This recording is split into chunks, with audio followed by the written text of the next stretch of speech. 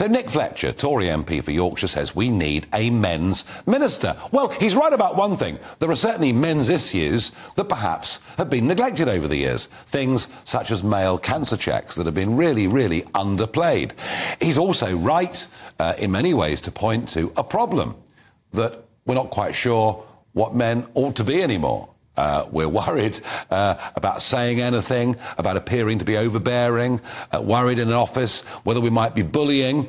There are lots of men's issues, and in many ways, you know, it's been the rise of certain figures on social media, you know, who actually, some may say, represent extreme views. But Belinda Brown joins me, men's rights activist. Let's just start there.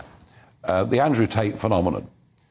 And I mean phenomenon. Yeah. I mean, you will not find a teenage boy that does not know of Andrew Tate, that hasn't looked at some of his online content. And actually, do you know what? Some of it's quite sensible. It says, look after yourself, be fit, be ambitious, try and get on in the world. But when it comes to how you interact with women, some of it, I think, is pretty scary stuff. Yeah. When Nick Fletcher says there should be a minister for men, and you, Belinda, as an activist in this area, I think you believe this is the right thing to do as well. What kind of image, what kind of masculine male image are we looking to fight for? I think that, you know, what Andrew Tate did, he's in a sense milked this area. You know, men have been really put down. There's been this awful phrase, toxic masculinity, and he's kind of ridden this wave, which is really unfortunate.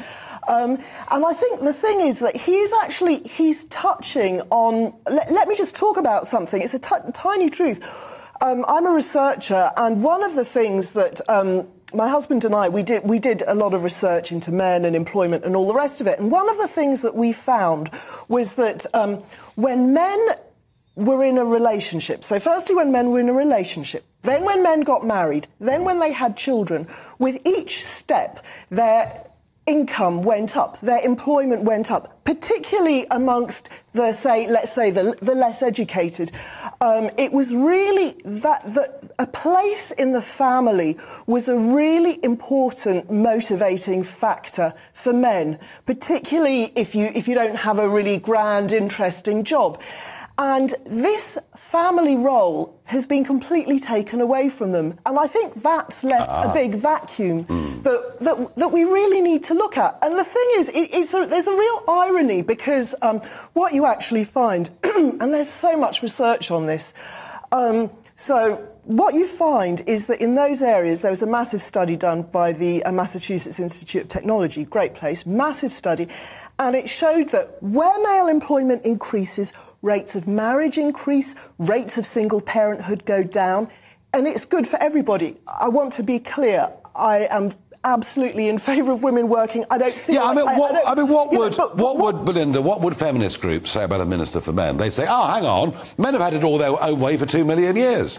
You know, it's what they'd say. Do you know, one of the things I was really pleased about when I was listening to the radio this morning was actually, I think people are starting to realise that there are real issues for men. Yes, you're always having people making those arguments, but we've got sons, lovers, husbands, fathers, and we know that there are issues. I don't think people realise the extent to which there are issues, but I think the vast majority of people appreciate... You know, we see our sons suffering at school. You know, the situation with boys in education from the age of 5 right through to the end of university. They're being told they're bad people. Absolutely, and they're doing much worse. So I don't think that there's going to be a big argument against this. I think that there's going to be support for it. Do we think that establishing a minister for men, another subset of a huge Whitehall department, the bureaucracy that goes with it, do we think it'll really make any difference? I think it will make a difference. Your trust in government is charming in many ways. I have no trust in government. I have no trust in government. What I trust in is people they're sort of a bit led by the nose. If they see the government as saying this is important, they'll start believing it. You know, when the government said, you know, women are important, they believe that. It will actually enable people to take this issue really seriously if there is a minister for men. I think it is an important thing, and I think it could really achieve massive things. And I just think it's so important that it isn't seen as a divisive issue, that we do work together. And you know, okay. Very interesting. I was in America 2 weeks ago for the first Republican debate. I know Trump wasn't there, but the other contenders were. And the new kid on the block, Vivek Ramaswamy, when they talked about social issues and difficulties in American cities, he said there's one big problem. It's fatherlessness. Absolutely. It's a lack of male role models. And what's been very interesting is that debate is now very live in America. But it's almost as if, Belinda, in this country, no one dares say that actually a kid's life chances are better off with two parents. We almost dare not say it anymore. It's such a shame. There is so much data to back it up. And I'm talking as a single mother. You know, I am a single parent, but I still recognise the importance of having a father in the family. The father is like the linchpin to the survival of the family, and we need to get fathers back into families. And a key role in that is actually ensuring that boys are educated and men are employed. That is a really key issue, which, you know, of course I want that for women as well, but women have got that. I feel confident about women. That will bring fathers back into the families. It's a key, I think it's really important.